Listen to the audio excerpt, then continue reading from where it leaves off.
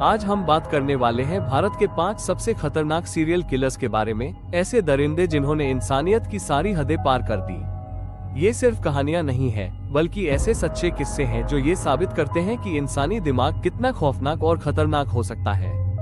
आज हम जिन नामों का जिक्र करने वाले हैं, उन्होंने अपने दौर में पूरे देश को दहला कर रख दिया था। तो तैयार हो जाए एक ऐसी खौफनाक सच्चाई से रूबरू होने के लिए। नंबर 5, अमरदीप सद्दा। भारत के सबसे चौंकाने वाले अपराधियों में से एक है अमरदीप सद्दा, जिसे देश का सबसे कम उम्र का सीरियल किलर माना जाता है। सिर्फ 8 साल की उम्र में उसने 3 मासूम बच्चों की हत्या कर दी, जिनमें उसकी छोटी बहन, चचेरी बहन और पड़ोसी की 6 महीने की बेटी शामिल थी। अमरदीप बच्चों को सुनसान जगह पर ले जाता, गला घोंटकर उनकी हत्या कर देता और ईंट से कुचल देता। लेकिन सबसे डरावनी बात यह थी कि गिरफ्तारी के बाद उसने मुस्कुराते हुए अपने अपराध कबूल किए, बिना किसी पछतावे के।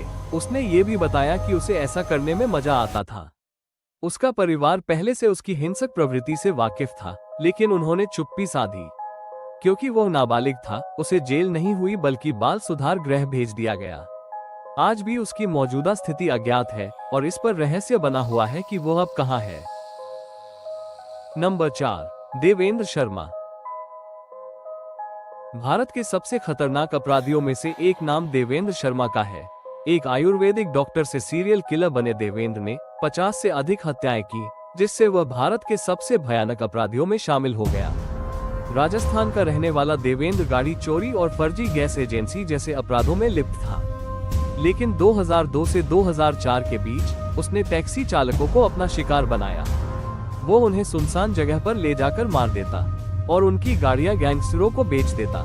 इसके अलावा वो अवैध किडनी ट्रांसप्लांट रैकेट में भी शामिल था, जहां उसने कई निर्दोष लोगों की जान ली। गिरफ्तारी के बाद उसने अपने अपराध कबूल किए और बताया कि हत्या करना उसकी आदत बन चुकी थी। उसे 2008 में उम्र कैद की सजा हुई, लेकिन 2020 में पैरोल पर बाहर आने के बाद फरार हो गया। बाद में पुलिस ने उसे दोबारा गिरफ्तार किया। नंबर 3, रमन राघव। भारत के सबसे कुख्यात सीरियल किलर्स में से एक था रमन राघव, जिसे पायलट बाबा और साइको किलर के नाम से भी जाना जाता है। 1960 के दशक में उसने मुंबई की सड़कों पर 40 से अधिक लोगों की बेरहमी से हत्या की। रमन राघव का शिकार ज्यादातर गरीब लोग, झुग्गी झोपड़ी में रहने वाले और बेघर व्यक्ति थे। वो लोहे की रॉड या पत्थर से उनके सिर पर वार कर उन्हें मार डालता। उसकी हत्या करने की कोई खास वजह नहीं थी, वो मजे के लिए लोगों को मारता था। 1968 में जब पुलिस ने उसे गिरफ्तार किया, तो उसने अपने अपराधों को बिना किसी पछतावे के स्वीकार कर लिया। मानसिक परीक्षण के बाद पता चला कि वो स्किज़ोफ्रेनिया, एक मानसिक बीमारी से ग्रस्त था। अदालत ने उसे उम्र कैद की सजा सुनाई और वो बाकी जिंदगी जेल में ही रहा। रमन राघव की कहानी भारत में सबसे खौफनाक अपराध गाथाओं में से एक है, जिस पर फिल्में और डॉक्यूमेंट्री भी बन चुकी है। नंबर 2, चंद्रकांत झा। भारत के सबसे खतरनाक सीरियल किलर्स में से एक था चंद्रकांत झा, जिसे दिल्ली का साइको किलर भी कहा जाता है। 1998 से 2007 के बीच उसने 7 से अधिक लोगों की बेरहमी से हत्या की और पुलिस को चुनौती देने के लिए उनके कटे हुए सिर और शव तिहाड़ जेल के बाहर फेंक दिए। बिहार से दिल्ली आए चंद्रकांत को गुस्सा जल्दी आता था और वो छोटी छोटी बातों पर लोगों की हत्या कर देता था। वो पहले गरीब मजदूरों से दोस्ती करता, उन्हें अपने साथ रखता और फिर किसी बहाने से गला घोंटकर या तेज हथियार से उनकी हत्या कर देता। सबसे चौंकाने वाली बात यह थी कि वो पुलिस को खुली चुनौती देता था। कई बार उसने लाशों के साथ नोट छोड़कर लिखा कि पुलिस उसे कभी पकड़ नहीं पाएगी।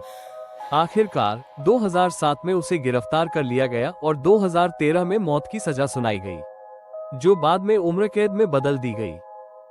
नंबर 1, ठग बेहराम।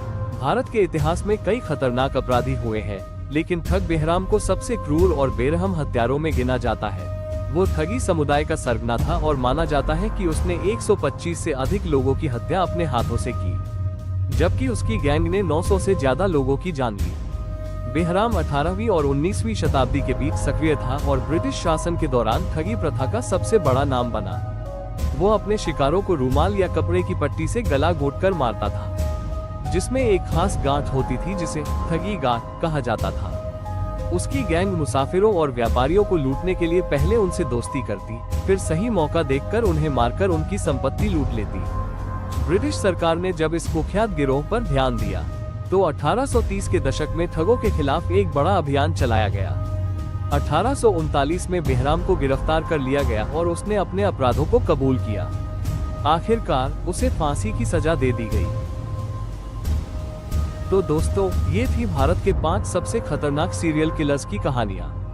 आखिर में कानून से कोई नहीं बच सकता, गलत करने वालों को सजा जरूर मिलती है। आप देख रहे थे हिस्टोरियन ओपी। वीडियो पसंद आया हो तो लाइक करें, कमेंट करें और चैनल सब्सक्राइब करें। मिलते हैं अगले वीडियो में। धन्यवाद।